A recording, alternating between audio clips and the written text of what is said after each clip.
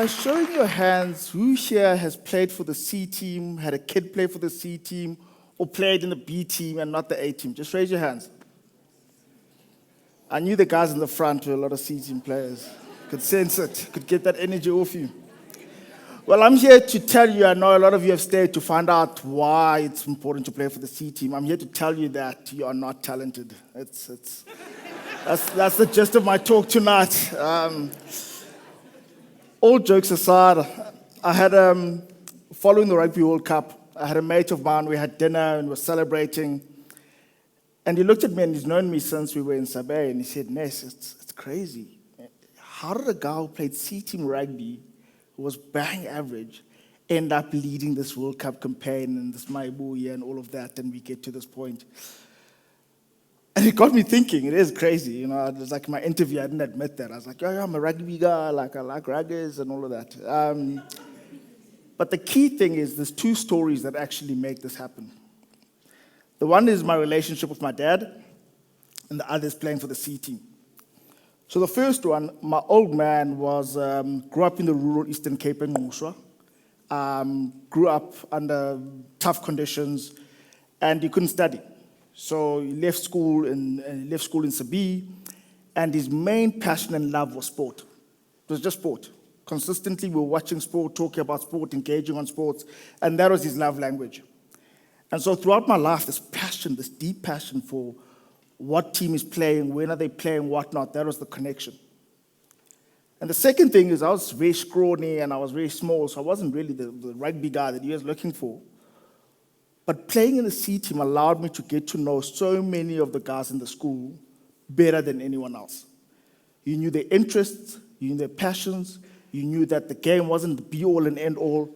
You really got to connect on a human level. And what that does is a couple of years later, when we started Varsity Cup and Varsity Sports in the universities, we applied that thinking of two things.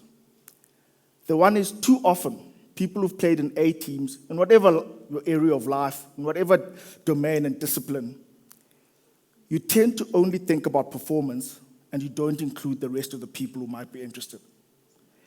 So we found that most of the students couldn't care about the result of the team. All they wanted to do was have a good time, was to connect, and was to have fun. So if you look at how we designed Varsity Sports, and UJ is a classic example, you'd come here, there's thousands of students, we have to close the gates, barricades, and all these things. We designed it so that no one worried about the result. Everyone was there to have a good time. And the second thing is my dad's passion for simplicity, around keep it simple. How do people find sports? How do they follow it? How do they get to watch it? Was a common theme around how we designed our program. If you ask South Africans here tonight and say, how much of the Olympics did you watch? Most people didn't know when the events were on. You catch it as highlights on social media, but we're one of the most sports-mad countries in the world. And it's a simple case of we overcomplicate it.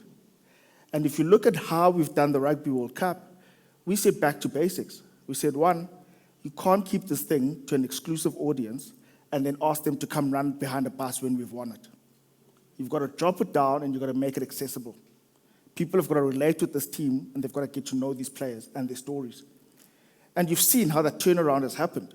Springboks are probably the most supported team in the country at the moment, from a sport that we initially thought we actually don't want to get behind it.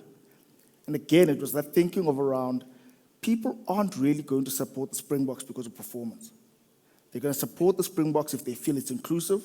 They're going to support the Springboks if they feel they're part of that process, they can watch it, they know when to get it. And now we have to close down gates because the demand for coming to these games is too much. And so if I look at over and over in South African sports, and I look at universities in particular, the key thinking is that the people who played in the C teams and the B teams don't stand up and raise their voice in these meetings. So someone will say, let's play a game at 7 o'clock at night at Ellis Park. How are people going to get there? How are people going to get home? How are people going to enjoy this thing when it's just a couple of guys running out? There's no entertainment. There's none of that. None of that process has been thought through. And so it's simply to say that the people who need to come into those rooms and actually stand up and voice their opinions don't need to be the athletic stars. They don't need to be the ones who played at the highest level. It's the people who can actually anticipate that, what would I want? If I went to a Cricket World Cup game, what do I want to experience? I want good music, I want an area for my kids, I want to have a beer with mates, and you package that experience and you see South Africans coming out and supporting. We love our sports, we love how to engage with people. We aren't super affected by the results because we keep coming back to teams that lose. Sorry to the Kaizer Chiefs supporters. The key thing is that you want to make sure you capture people around points of passion that are aside of the game. And you'll see this turn. I'm excited for it. We did it with University Sports. I look at the Banyana team that went on to win the AFCON. They had 6 players from universities that came through the system.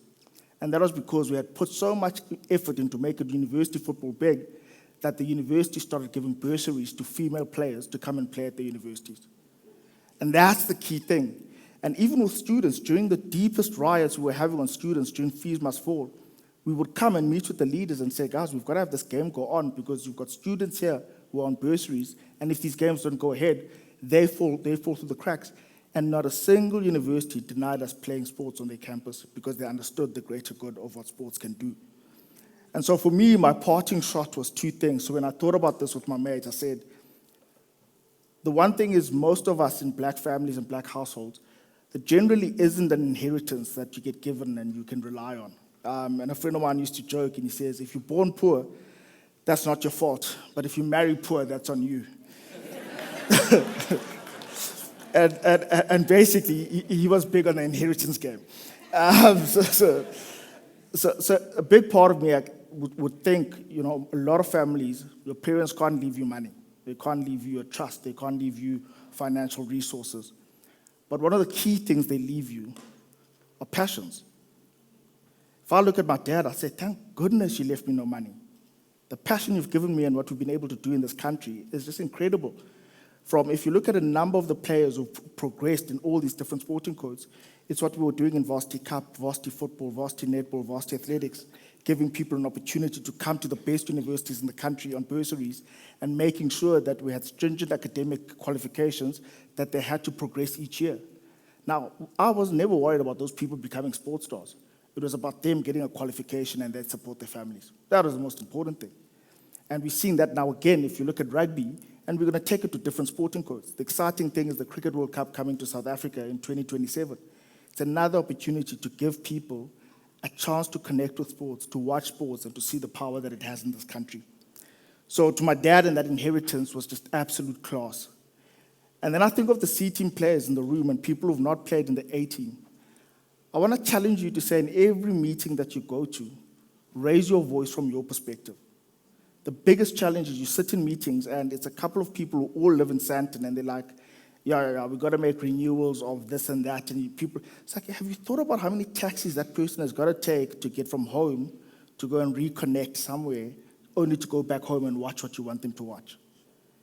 And it's important that the people who are aware of the social conditions or aware of the people around them or aware of the circumstances in those meetings stand up and say, guys, I don't think we've thought this through. This is my experience of what's going to happen around. This is how people are living and experiencing our product. And with that said, I hope that as the last speaker of the night, there was a lacquer chat, and I hope you guys enjoy South African sports, and I look forward to seeing you around the field. Thank you.